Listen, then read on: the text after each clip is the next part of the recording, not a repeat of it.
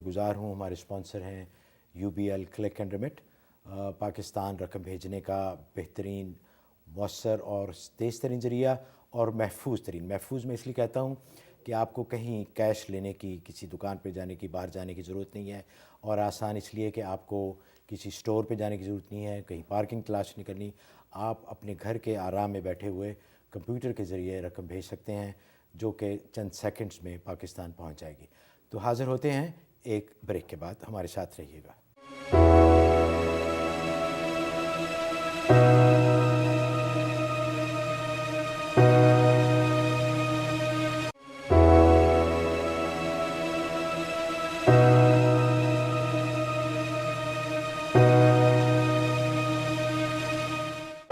غیب کی باتیں نیو یارک سے لائیو آپ کی خدمت میں حاضر ہیں. پروگرام میں دوبارہ بہت بہت خوش آمدید. جیسا کہ ناظرین ہم بریک پہ جانے سے پہلے ذکر کر رہے تھے حلال اور حرام کے بارے میں، تو حضرت ایک دوسرا بڑا مسئلہ اس سلسلے کا یہ ہے، وہ ہے گوشت. اب بہت سارے لوگ اس سلسلے میں پریشان بھی ہیں اور کنسرنڈ بھی ہیں.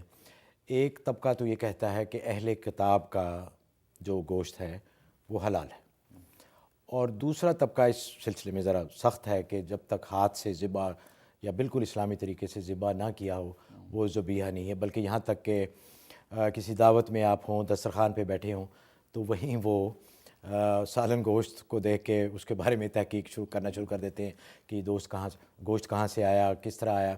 اور اکثر دکاندار بھی یہ کہتے ہیں کہ جی ان کا گوشت ذبیحہ ہے، اور چاہے وہ نیوزی لینڈ سے آیا ہو، آسٹریلیا سے آیا ہو، چاہے امپورٹڈ ہو. تو یہ ایک بہت کامن مسئلہ ہے. اس بارے میں ذرا رہنمائی فرمائیے کہ کون سا گوشت حلال ہے، یا وہ ذبیحہ ہونا ضروری ہے، یا بغیر ذبیحہ کے بھی حلال ہو سکتا ہے، یا ہر غیر ذبیحہ حرام ہے. صحیح. یہ اچھا نقطہ اٹھایا کیونکہ کافی لوگوں میں انتشار رہتا ہے اس حوالے سے. تو جیسے کہ میں نے پہلے مسئلے میں ایک اصول بیان کیا، اور مفتی نظام الدین اعظمی دامت برکاتہ العالیہ نے نظام الفتاویٰ میں گوشت کے حوالے سے بھی گفتگو کی ہے، اور حضرت حکیم الامت تھانوی رحمۃ اللہ علیہ نے بہشتی زیور میں بھی اس پر گفتگو کی. تو اس کے لیے بنیادی اصول یہ ہے کہ اگر کوئی مسلمان پوری ذمہ داری کے ساتھ وہ یہ دعویٰ کرتا ہے کہ گوشت حلال ذبیحہ ہے، اور اس کے خلاف پر آپ کے پاس کوئی دلیل اور ثبوت نہیں ہے، تو آپ اس گوشت کو حلال کنسیڈر کریں گے. یعنی اگر میزبان کہہ رہا ہے، ہاں، جس کے گھر آپ گئے ہوئے ہیں کہ جی حلال ہے، جی میزبان کہہ رہا ہے یا دکاندار ہے مسلمان، وہ یہ کہہ رہا ہے کہ میرا گوشت حلال ہے، اور ذمہ داری کے ساتھ کہہ رہا ہے کہ حلال ذبیحہ ہے، اور آپ کے پاس اس کے خلاف پر کوئی ثبوت نہیں ہے کہ یہ حرام ہے. کیونکہ حضرت دعوت میں کسی کے گھر گئے وہاں تو آپ کوئی اس تحقیق نہیں کر دعوت کی بات میں کرتا ہوں. تو پہلے مطلقاً گوشت جو مارکیٹوں میں مل رہا ہے، جی اس کے لیے اصول یہ ہے. تو دکاندار کہتا ہے کہ یہ حلال ذبیحہ ہے، لہٰذا آپ جو ہے اس کے خلاف پر آپ کو کوئی ثبوت نہیں ہے، یا تو آپ کو ثبوت فراہم کریں کہ یہ جس سلاٹر ہاؤس سے لایا ہے وہاں اسلامی ذبیحہ نہیں ہوتا، یا فلاں جگہ سے لایا وہ اسلامی ذبیحہ نہیں. تو یا تو آپ کے پاس پروف ہو. اگر آپ کے پاس ثبوت نہیں ہے اور وہ مسلمان ذمہ داری سے کہتا ہے کہ یہ حلال ذبیحہ ہے میں جہاں سے لایا ہوں، تو اب آپ کو اس کی بات کو ڈینائی کرنے کا حق نہیں ہے. اس مسلمان کی بات پر آپ کو اعتماد کرنا ہے، اور آپ وہ گوشت شریعت کے فتوے کی روح سے حلال ہے. اچھا، وہ الگ بات ہے کہ آپ کا دل نہیں مانتا، آپ یہ سوچتے ہیں کہ آپ کو شکوک شبہات پیدا ہو رہے ہیں، آپ نہیں لینا چاہتے، تو وہ دوسری بات ہے، لیکن وہ گوشت حلال قرار دیا جائے گا. باقی رات دعوت کھاتے ہوئے سامنے کھانا آ گیا، اس وقت میں تجسس اور تحقیق و تفتیش کرنا یہ خلاف شریعت ہے، اس کی اجازت نہیں ہے. ہاں، آپ کا دل نہیں مانتا آپ نہ کھائیں، لیکن میزبان کو امبیرس کرنا اور تجسس کرنا، ولا تجسس قرآن نے کہا ہے، تو وہ تجسس آپ دوسرے وقت میں کریں. عین اس وقت میں جب آپ اس بحث کو چھیڑیں گے، ہو سکتا ہے کتنے ایسے لوگ ہیں وہ سارے اس بارے میں کنفیوز ہو جائیں گے. تو آپ اس وقت آپ کو حق نہیں. آپ پہلے سے اگر آپ کو علم ہے کہ یہ فلاں جگہ سے لایا اور فلاں جگہ ذبیحہ حلال نہیں ہوتا، تو آپ اس کو ایک اچھے عنوان سے اس کو سمجھا سکتے ہیں ایک سائیڈ میں کر کے، لیکن اس وقت آپ یہ بحث چھیڑ کے ماحول کو خراب کرنے کا حق نہیں ہے. تو اس کی اجازت نہیں. اس لیے نبی پاک صلی اللہ علیہ وسلم نے اس حوالے سے شک و شبہ کی ممانعت فرمائی. چنانچہ صحیح بخاری کی حدیث ہے کہ کچھ نئے نئے مسلمان ہوئے تھے عیسائی، وہ گوشت ذبح کر کے لائے اور نبی پاک صلی اللہ علیہ وسلم کو اور صحابہ کو انہوں نے لا کے ہدیہ دیا. تو صحابہ نے جب وہ لے لیا تو نبی پاک صلی اللہ علیہ وسلم سے انہوں نے سوال کیا کہ اللہ کے رسول صلی اللہ علیہ وسلم، یہ لوگ پتہ نہیں اللہ کے نام پہ ذبح کر کے لائیں کہ نہیں، ہم کیا کریں، اس کو کھائیں کہ نہ کھائیں؟ تو آپ نے فرمایا کہ وہ مسلمان ہیں، اللہ کے نام پہ ذبح کیا ہوگا، बिस्मिल्लाह पढ़ के खाओ। देखो नबी पाक ने शक व शुबा की नफ़ी कर दी, शक व शुबा पैदा नहीं होने दिया। क्यों? इसलिए कि ये बात याद रखें और कि ज़बिये का जो मामला है ये सिवाय एतमाद की इसकी कोई शक्ल नहीं है। अब अपने मुसलमान मुल्कों के अंदर, मुसलमान मुल्कों में हमने कभी इस बात की तहकीक नहीं की इसमें बिस्मिल्लाह पढ़ी है कि नहीं पढ़ी, क्योंकि हम ये सोचते हैं कि मुसलमान मुल्क है, मुसलमान कसाई है, इस्लामी इन्वायरमेंट है, ये हलाल ही होगा, जाती ऑर्डर कर देते इतना गोश्त दे दें, कोई तहकीक नहीं करता बिस्मिल्लाह पढ़ी कि नहीं पढ़ी। तो ये खाली एतमाद पर मबनी है। लिहाजा आपको मुसलमान पर एतमाद करना होगा, उस एतमाद की बुनियाद पर। और नबी पाक ने बुखारी शरीफ में इसी हकीकत को वाज़ेह किया कि एतमाद की बुनियाद पर ये फ़ैसला करें। बाकी खुदा न खास्ता अगर दुकानदार ने गलत बयानी की और उससे धोखाधड़ी की, वो अपना अंजाम को पहुँचेगा उसका। अच्छा हज़रत, ये तो हो गया मुसलमान दुकानदार या हमारे जो मुस्लिम रेस्टोरेंट्स हैं। जी जी। लेकिन वो अभी बात रह गई कि जो अहले किताब का गोश्त है, हाँ, क्योंकि उसमें लोग ये कहते हैं कि अगर कि कुरान में उस गोश्त को मना फरमाया गया है जिसके ऊपर गैरुल्लाह का नाम लिया गया हो या वो मुर्दार हो, तो उस बारे में ज़रा फरमाइए। असल में अहले किताब के हवाले से ये बात याद रखें कि अहले किताब का ज़बिया जो हलाल करार दिया गया है वो इस बुनियाद पे कि अहले किताब अगर अल्लाह का नाम लेकर ज़िबा करें तो वो ज़बिया हलाल है। अगर गैरुल्लाह का नाम लेकर ज़िबा करेंगे, मतलब जीसस का नाम लेंगे ईसाई, ठीक है ना, सन ऑफ गॉड का नाम लेकर ज़िबा करेंगे, तो वो मुर्दार है, वो हलाल नहीं है। और ये मज़े की बात ये कि सिर्फ़ अहले किताब को अल्लाह ताला ने ये शरफ़ दिया है कि ये अगर अल्लाह का नाम लेकर ज़िबा करें तो इनका ज़बिया मुसलमानों के लिए हलाल हो जाता है। चुनांचे कि और मज़हब वाला अल्लाह का नाम लेकर भी ज़िबा करे तो उसका ज़बिया हलाल नहीं होगा। चाहे हिंदू अगर अल्लाह का नाम लेकर ज़िबा करे तो उसका ज़बिया हलाल नहीं होगा। अच्छा, हाँ, मजूसी करे। ये अहले किताब को सिर्फ़ इसलिए कि ये आसमानी जो है वो मज़ाहिब को मानते हैं, उनको अल्लाह ने ये शर्फ़ दिया है। तो लिहाजा अहले किताब के लिए शर्त ज़रूरी है कि वो अल्लाह का नाम लें। अगर अल्लाह का नाम नहीं लिया और गैरुल्लाह के नाम पे ज़िबा किया तो उनका ज़बिया भी हराम होगा, मुर्दार होगा। चुनांचे आज आम को मार्केट के अंदर जो अहले किताब के ज़बिये पड़े होते हैं उसमें एहतियात करनी चाहिए, इसलिए कि वो लोग जीसस का नाम लेते हैं जिसकी वजह से वो मुर्दार हो जाता है। लेकिन हज़रत वो तो नहीं, वो तो किसी का नाम भी नहीं लेते। ना भी लें तो भी हराम है, क्योंकि अल्लाह का नाम नहीं लिया। अल्लाह का नाम लेना अच्छा, ज़रूरी ये शर्त है। है, ये शर्त है। इस वजह से वो फिर जायज़ नहीं होगा। हज़रत एक कॉल है, अहमद मलिक साहब हैं न्यूयॉर्क से। जी अस्सलाम वालेकुम। अस्सलाम वालेकुम सर। वालेकुम अस्सलाम। सर आपका प्रोग्राम बहुत अच्छा है। माशा बहुत बहुत शुक्रिया। मेरा एक छोटा सा क्वेश्चन है जी जी। कि हमारे पाकिस्तान में जानने वाले एक मोहतरम है, उनके ऊपर एक सैयद साहब का एक महीने में या हफ्ते में एक बार एक ना कोई वो आते हैं, उनका हाजिर होते हैं, तो फिर वो मुख्तलिफ तरीके बताते हैं कि आपकी मुश्किलात कैसे, इस मुश्किलात का ये हल है, इस मुश्किलात का ये हल है। जी जी। तो एक तो ये बताइएगा इसमें कितनी हकीकत है, ये ऐसा होता है इस्लाम में कि कोई मोकल या कोई सैयद साहब आते हैं। तो दूसरा, मेरी वाइफ है, उसके वाले साहब उससे बहुत नाराज़ है, उसके लिए प्लीज़ कोई वजीफा बता दें। अच्छा जी, बहुत बहुत शुक्रिया। बहुत शुक्रिया। अच्छा हज़रत, इन्होंने पूछा है मतलब मोक्कल और सैयद साहब में तो फ़र्क है, जी जी क्योंकि सैयद साहब तो मोक्कल नहीं जी है, जी जी। तो फरमाइए। हाँ, तो उसमें यह है कि वो अगर कोई सैयद साहब ये क्लेम करते हैं कि वो आते हैं और वो रहनुमाई करते हैं, तो बज़रिया ख्वाब के अगर कोई अल्लाह वाला आ जाए और वो किसी किस्म की रहनुमाई करे तो उसमें कोई मजाका नहीं है।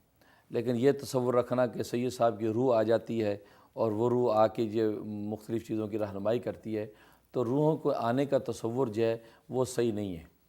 इसलिए कि फ़ुक़हा ने लिखा है कि रूह जो होती है, मोमिन की रूह आला इल्लीयीन में चली जाती है और फुसाक फुजार की रूह सिज्जीन में चली जाती है। सातों ज़मीन के नीचे एक जेल खाना है।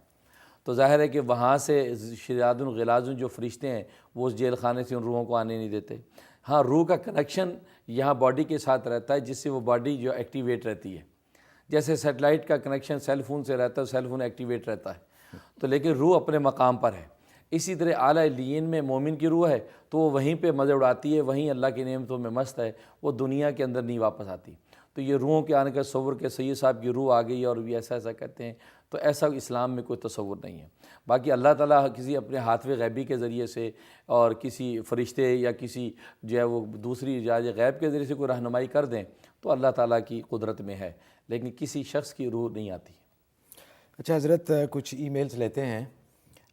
बहुत नाजरीन की ईमेल्स आई हैं जिन्होंने प्रोग्राम की बहुत तारीफ़ की है, हम उनके बहुत ही शुक्रगुज़ार हैं और बहुत दुआएं दी हैं, उसके लिए भी हम आपके बहुत शुक्रगुज़ार हैं। हज़रत, पहली ईमेल बड़ी दिलचस्प है। इन्होंने लिखा है कि लोग तबलीगी जमात वालों को अपनी बेटियां क्यों देते हैं ان کے ساتھ رشتے کیوں کرتے ہیں، کیونکہ ان کا کہنا ہے کہ وہ تبلیغ پہ ہی رہتے ہیں، کبھی 4 مہینے کے لیے چلے گئے، کبھی 40 دن کے لیے چلے گئے، تو وہ وقت نہیں دیتے، تو لوگ پھر بعد میں پریشان ہوتے ہیں. تو یہ بڑا ایک عجیب سا سوال ہے. اچھا، ہاں اصل میں بات یہ ہے کہ اس سوال پہ مجھے اپنا ایک قصہ یاد آیا. تو ایک صاحب کی کچھ شکایات مجھے ان کی بیوی کے حوالے سے پہنچیں، تو میں نے ان صاحب کو اپنے دارالفتہ میں بلایا. تو ان کے ساتھ محلے کے ایک معزز جو صاحب تھے وہ بھی آ گئے. تو ملاقات ہوئی، تو وہ صاحب کہنے لگے کہ یہ بڑے اچھے آدمی ہیں اور دین میں بہت لگے ہوئے ہیں. اب مجھے تو چونکہ ان کی شکایات پہنچی تھیں تو کہا کہ یہ دین میں بہت لگے ہوئے ہیں. تو میں نے برجستہ کہا کہ یہ تو دین میں لگے ہوئے ہیں، دین ان کو نہیں لگا. اگر دین ان کو لگا ہوتا تو یہ بیوی کے حق تلفیاں نہ کرتے اور بیوی کو جو ہے پریشان نہ کرتے. تو یہی بات میں کہتا ہوں کہ تبلیغی جماعت کے اندر جو لوگ لگے ہوئے ہیں اور وہ بیویوں کے حقوق کی حق تلفی کرتے ہیں، تو ایسا لگتا ہے کہ وہ تبلیغ میں لگے ہوئے ہیں، تبلیغ ان کو نہیں لگی. کیونکہ یہ بات یاد رکھیں کہ یہ اصلاح احوال، اصلاح معاشرہ کے لیے جتنی یہ تنظیمیں کام کر رہی ہیں، تبلیغی جماعت ہے، دعوت اسلامی ہے، دوسری جماعت اسلامی ہے، غرباء اہل حدیث ہے، یہ تمام جماعتوں کا منشور کیا ہوتا ہے؟ وہ اصلاح معاشرہ ہوتا ہے، لوگوں کو نفع پہنچانا، معاشرے کی اصلاح کرنا ہوتا ہے. تو تبلیغی جماعت کا بھی مقصد یہی ہے. اگر کوئی شخص وہاں اس تبلیغ کے اصولوں کی پابندی نہ کرنے کے نتیجے میں اپنی بیوی کو یا اپنے بچوں کو یا کسی دوسرے کو پریشان کرتا ہے، اس کا انفرادی فعل ہے. تبلیغی جماعت کا ایسا کوئی اصول نہیں ہے. تبلیغی جماعت کا منشور اتباع سنت پر ہے، اور اتباع سنت پر جس کا منشور ہو وہ بیویوں کی حق تلفی کرے، یہ ہو ہی نہیں سکتا. لہذا اس کا ذاتی فعل ہے. اس لیے آپ اس پر پریشان نہ ہوں کہ تبلیغیوں کو بھی جس تبلیغی نے ایسی حرکت کی ہے تو وہ اس یہی سمجھیں کہ تبلیغ میں لگا ہوا ہے، تبلیغ اس کو نہیں لگی ہے. تو اس لیے ایسے لوگوں سے آپ جو ہے ڈفرینشیٹ کریں صحیح تبلیغی اور ایسے بناوٹی تبلیغی میں. اچھا حضرت، ایک اور ہے ای میل جو آپ کے بارے میں بھی ہے تھوڑی سی. انہوں نے لکھا ہے کہ اگر اسلام میں تصویریں حرام ہیں تو آپ کی جو ویب سائٹ ہے آپ کی اپنی، جی اس میں آپ کی تصویر لگی ہوئی ہے، اور ابھی آپ ٹی وی پہ بیٹھے ہوئے ہیں، یہاں بھی آپ کی تصویر آ رہی ہے، جی. تو یہ تصویریں حرام کیسے ہو گئیں پھر؟ اصل میں یہ اچھا سوال کیا آپ نے، اچھا نقطہ اٹھایا. پہلی بات تو یہ ہے کہ تصویر بلا شبہ حرام ہے، اور جیسے میں عرض کر چکا ہوں کہ اس کی حلت کی کوئی شکل نہیں ہے. باقی اگر میری ویب سائٹ پہ تصویریں ہیں تو وہاں بھی حرام ہیں. میری ویب سائٹ پہ تصویریں ہونے سے وہ حلال نہیں ہو جائیں گی. اس لیے کہ اگر وکیل جو ہے وہ قانون کی خلاف ورزی کرے تو یہ نہیں کہا جائے گا کہ قانون بدل گیا ہے، یہ کہا جائے گا کہ وکیل نے قانون کی خلاف ورزی کی ہے. اسی طریقے سے اگر کسی عالم دین کی تصاویر ان کی ویب سائٹ پر ہوں تو اس سے یہ نہیں کہا جائے کہ شریعت بدل گئی ہے. ہاں یہ کہا جائے گا کہ اس عالم کا فعل شریعت کے خلاف ہے. تو پہلے تو یہ اصول یاد رکھیں. اب رہا یہ سوال کہ میری ویب سائٹ پہ جو امیجز ہیں وہ شرعاً تصویر کے حکم میں ہے یا نہیں، یہ ایک الگ بحث ہے، کیونکہ وہ ڈیجیٹل تصویریں ہیں. اور ڈیجیٹل تصویر کے بارے میں علماء کے 2 طبقے ہیں. ایک طبقہ یہ کہتا ہے کہ ڈیجیٹل جو تصویریں ہیں وہ بھی حرام ہیں، لہذا ان کے لیے بھی وہی وعیدیں ہیں جو تصویروں کی ہوتی ہیں. دوسرا طبقہ ان محقق علماء کا ہے کہ جنہوں نے ان ڈیجیٹل تصویروں پر پوری ریسرچ اور تحقیق کی ہے، جس میں مفتی اعظم پاکستان مفتی رفیع عثمانی دامت برکات ملالیہ، اور شیخ الاسلام مولانا تقی عثمانی، مولانا مجاہد الاسلام قاسمی، مفتی نظام الدین شامزی رحمۃ اللہ علیہ، اسی طریقے سے بہت بڑی کثیر تعداد علماء عرب کی ہے. انہوں نے اسی ڈیجیٹل تصویر پر تحقیق و تفتیش کی اور اس نتیجے پر پہنچے ہیں کہ ڈیجیٹل جو تصویر ہے یہ اصل میں برقی ذرات کا ایک مجموعہ ہے. یہ بجلی کے جو ذرات ہیں یہ دوڑتے نظر آتے ہیں، ان میں حقیقت تصویر کوئی نہیں ہے. لہٰذا نہ تصویر کسی جگہ ریل میں موجود ہے نہ فلم میں موجود ہے، لہٰذا یہ تصویر کے حکم میں نہیں ہے. لہٰذا یہ تصویریں کسی بھی مفید دینی اور اصلاحی مقصد کے لیے استعمال کرنا شرعاً بالکل جائز ہے، اس میں کسی قسم کا کوئی شائبہ نہیں. اور مولانا تقی عثمانی میرے استاد ہیں، لہٰذا اس دور میں ان کی تحقیق کو حق سمجھتا ہوں، لہٰذا میں اس پر عمل کرتا ہوں. جس کو جس عالم پر اعتماد ہو اس عالم کی تحقیق پہ عمل کر سکتا ہے. جی ماشاءاللہ، بہت اچھی طرح آپ نے یہ واضح کر باقی رہا ٹی وی کا معاملہ، تو ٹی وی کے معاملے میں جو ہے علماء عصر کے 3 طبقے سامنے آئے ہیں. ایک طبقہ جو ہے وہ یہ کہتا ہے کہ ٹی وی جو ہے مطلقاً جو ہے وہ ناجائز ہے، کیونکہ یہ اعلیٰ معصیت ہے، اعلیٰ لہو و لعب ہے. دوسرا طبقہ یہ کہتا ہے کہ ٹی وی مطلقاً جائز ہے، کیونکہ یہ اعلیٰ جو ہے ذریعہ جو ہے وہ ابلاغ و معلومات کا ذریعہ ہے، لہٰذا یہ جائز. اور تیسرا طبقہ ان محقق علماء کا ہے کہ جنہوں نے اس پر جو ہے تحقیق کی اور دونوں قول